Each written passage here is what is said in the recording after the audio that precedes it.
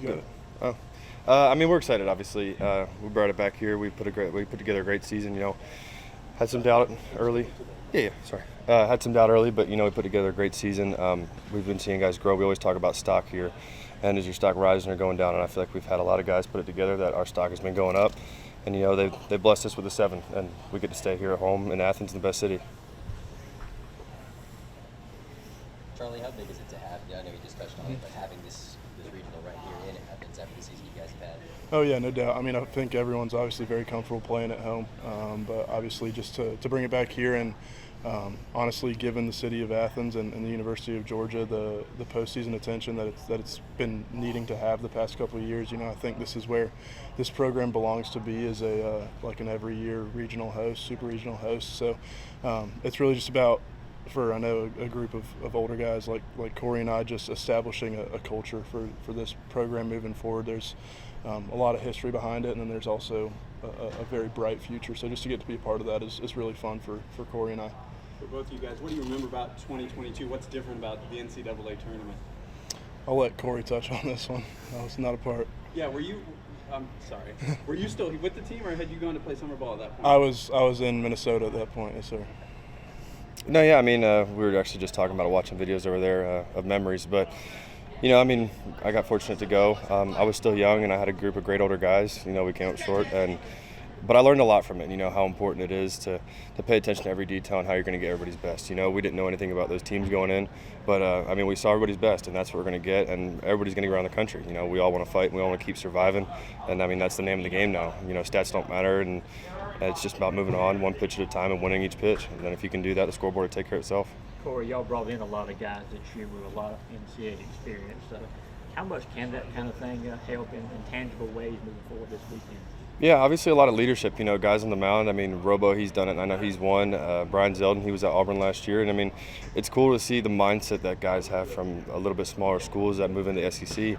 And now that they're here, they're excited to compete on this side of it. So they bring in, like you said, just valuable information that is on both sides. And, they'll stay calm, cool, collected out there, and they'll do their part, and they'll help us do it as well, Charlie, I know you're hardly presumptuous, but there's a lot of things being written and said about you and your future and your abilities. How have you kept both feet on the ground and stayed focused? I guess a bit of a circus is built up around you. A little bit, yes, sir. Just kind of through experience, just knowing that I play my best brand of baseball, and I'm focused on the pitch that's coming to me next. I think that when I kind of take that approach towards it, anything that's more big picture kind of has taken care of itself, which is hard to say in the short term. But just knowing that what's most important for me, and I know for the rest of this group right now, is going to Omaha and just getting back to a national championship and having as much success here and at UGA as we can. And so just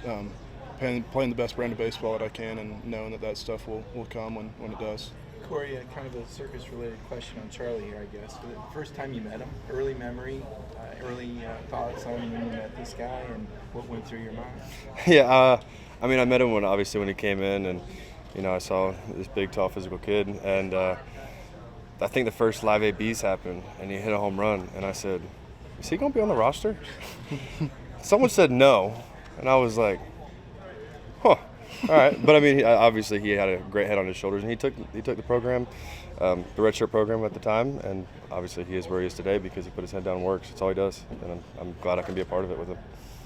Could be a question for both you guys, but I know you guys are taking one game at a time, focusing on learning first. But is it in the back of your mind, playing Georgia Tech, it being a rivalry game right here, and the history you guys have this season? Yeah, obviously that's going to be a game that's really fun.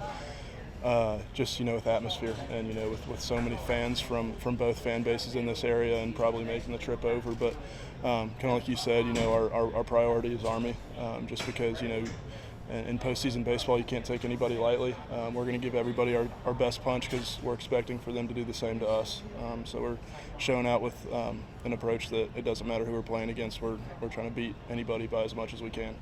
Time for one more question. You mentioned you guys is kind of a 1-2 punch at the top of the lineup. How important is it that you two guys specifically start off hot, kind of get that momentum rolling in the regional? Yeah, absolutely. But I mean, it's just still it's another game, right? I don't know what game we're on, but I mean, I'm going to go out there. I'm going to try and set the tone for this guy behind me, and he's going to do the same thing. You know, I always just say, what do I need to do to help the team, and that's my approach when I get in the box each and every day. You know, if I can put myself on multiple times for him, then that's a successful day for me. And that's another thing that I think is so great about this lineup 1 through 9 that we have is just we have production 1 through 9. Like we have had weekends where 7 through 9 has absolutely carried us offensively, and so you know that just because one part of the lineup isn't producing doesn't mean that we're just out on offense. So just knowing that this lineup complements each other really well, I think it's going to be hard to find a day where we just completely draw a blank altogether. So, I mean, we've just got guys really committed to putting together good at-bats for each other and having selfless at-bats and continuing to be productive that way, just top to bottom. Thank you. Thanks, guys.